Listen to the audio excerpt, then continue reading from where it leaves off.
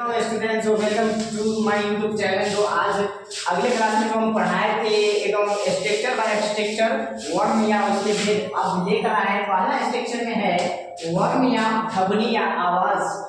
उसी को बोलते हैं वर्म, उसी को बोलते हैं ध्वनि, उसी को बोलते हैं आवाज। ज्यादा घबराना नहीं, क्योंकि ट्रिक बाय ट्रिक लेके आए हैं। एक बार एक ट्रिक, दूसरी बार दूसरी ट्रिक, तीसरी बार तीसरी ट्रिक। जितने हम बताएं सारा लोग को ट्रिक ही ट्रिक है, कोई टेंशन नहीं है। बस मेरा वीडियो देखो, आराम से ट्रिक बाय ट्रिक समझो। देखो जैसे ध्वनि है, ध्वनि या आवाज या ध्वनि या वर्म, बात एक ही है। उसको याद कैसे रखे सर, याद नहीं होता उच्चारण स्थान याद कैसे रखे। हमको बोल रहे थे सब याद कैसे रखे, तो सोचा एक ट्रिक क्यों ना बना दें, एक ट्रिक बना दें। यही हिसाब से लिख दे। जैसे देखो आवाज के उच्चारण स्थान होते हैं, जैसे आवाज के उच्चारण स्थान इतना होते हैं। आवाज के उच्चारण स्थान 1 2 3 4 5 पांच में से पूछता है, उतना ज्यादा दूर नहीं जाना है। जैसे मान लो कंठ, तालु, मुद्रा, दंत, ओष्ठ। जैसे कंठ का हो गया ना, कंठ का ट्रिक है, ट्रिक देखो ट्रिक, कंठ का ट्रिक देखो ट्रिक, ट्रिक जो है कंठ का ट्रिक जो है, कंठ मतलब कवर, कवर यानी कहने का अर्थ क्या हुआ, क ख ग घ अंग, क ख ग घ अंग।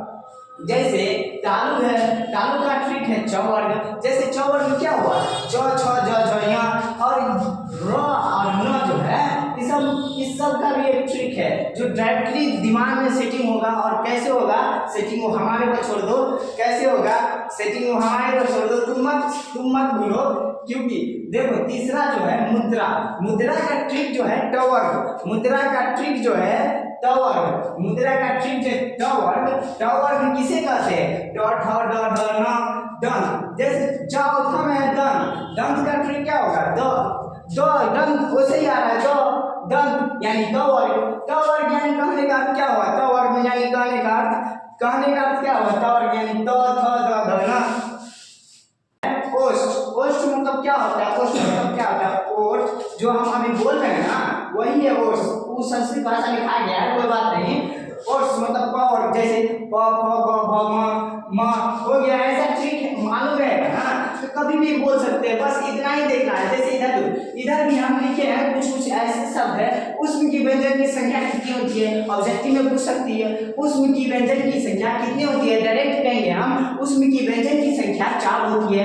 तालव स, मूर्धन्य स, दंत स, ह। और दूसरा में देखो अंतस्थ वर्णों की संख्या कितनी होती है, अंतस्थ वर्णों की संख्या य र ल व होती है, यानी अंतस्थ वर्णों की संख्या 4 होती है, अंतस्थ वर्णों की संख्या 4 होती है। हर कठिनाइयों से अब तुझे आगे बढ़ना है, हर कठिनाइयों से अब तुझे आगे बढ़ना है। तू रुक नहीं अभी, तू रुक नहीं अभी, तो मुझे और पढ़ना है।